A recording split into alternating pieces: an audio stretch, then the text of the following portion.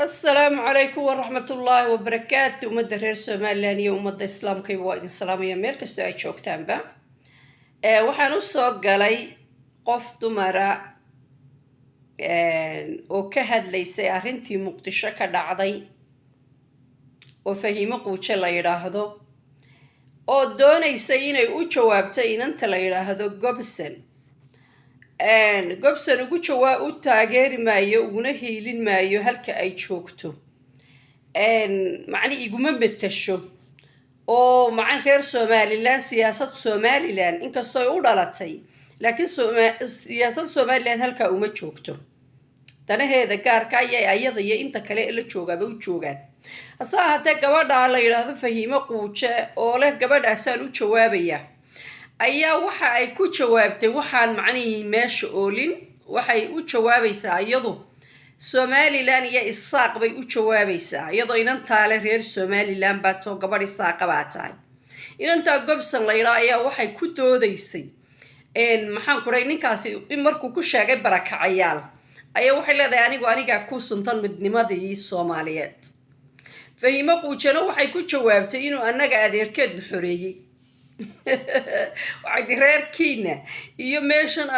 waxaad ku faanaysaa adeerkay baa keenay waxay isweydiin leh goormay Soomaalidu xorowday Soomaaliya inta xorta ay gayigii Soomaalida inta xorta ah ee Somaliland iyo Soomaaliya ay goormay xoroobeen goormay si adeerkeedan ay sheegaysaa oo maxaan ku dhahday halka uu ororday wuxuu adeerka halka Fahimay orortayay 1920kii gayiga Soomaaliduna wuxuu xoroobay ama labadii Soomaaliyeed ee xoroobayna waxay xoroobeen 1960kii 40 sanadood baa u dhaxeeya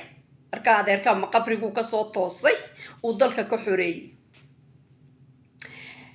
macni taariikhda beenta ah ma jara habaabintii lagu waday 20kii sanadood ee Siyaad Barre uu joogay ma jara habaabintii ummadda lagu waday iyo taariikhdii beenta ahayd si socon mayso talabaad waxay tiri waxaanu nahay reerka kaliya ee Ingiriis dayuurada u dalbaday walaalo dayuurada Ingiriis ku dalbaday oo ku rusheeyay ma jiraan dayuurada Ingiriisku leeyahay ayaa ku dul maray dabeetana geeliini iyo raggiini baa diday markii uu geeli didayna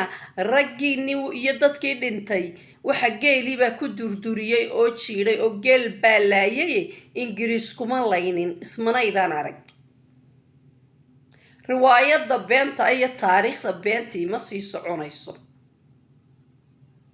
meeshan Muqdisho la yiraahdo maxaan ku raahdaayay de baylahda iska noqotayna inanka qabri tahare ka yimi iyo inta Hargeysa ka timo u simeeyay hadii si loo eegana iyadaaba uga ka xigta hadii reer ahaan loo eego marka horta meeshan Muqdisho anagu dadka naga jooga nooma tirsana laakiin reernimay ku joogan laftoodiyo dir iyo daarood bay noo magaca direed bay ku joogaan haddii aan Somaliland iyo maxaan ku dhahay qaybta Isaaq looga codaynayn dirka kala u codaynaya inanka ka yimi maxaan ku dhahdaayay qabri taharena inta daarooda joogta u codaynaysa marka way u simeeyeen laakiin meesha Soomaaliya la yiraahdo iyo dadka reer Muqdisho waxaan kula talin lahaa nimayo waxa kala hufa oo dadka aan shaqo idinku lahayn ee maalin walba meesha qalaalaasa iyo qararacda ka wada wadamadii ay ka yimaadeen ku celiya oo anaga kuwa iyagu waa barakac waa runtiin laakiin barakac kale oo fara badan baa meesha jooga marka waxaan leeyahay Fahimay barakacayaasha in laysa soo raaciyaa haboonayd reerkiinuna hadday wax xoreyn karayaan walaalo dhulkooda ha xoreeyaan dadka kaliya ee sheegta ee yiraahdo maxaan ku dhahday Soomaali galbeed iyo Soomaalida Kenya ba annaga ah oo u badan sheegta laakiin gumaysiga ku hoos jira waa reerkiini adeerkaagana aad sheegaysana haduu xoreyn la dalkiinu xoreyn la inta gabadha halaya geedsiyo khayr iyo baraka idin rajeynaya. Assalaamu calaykum waraxmatullaahi wabarakaatuh.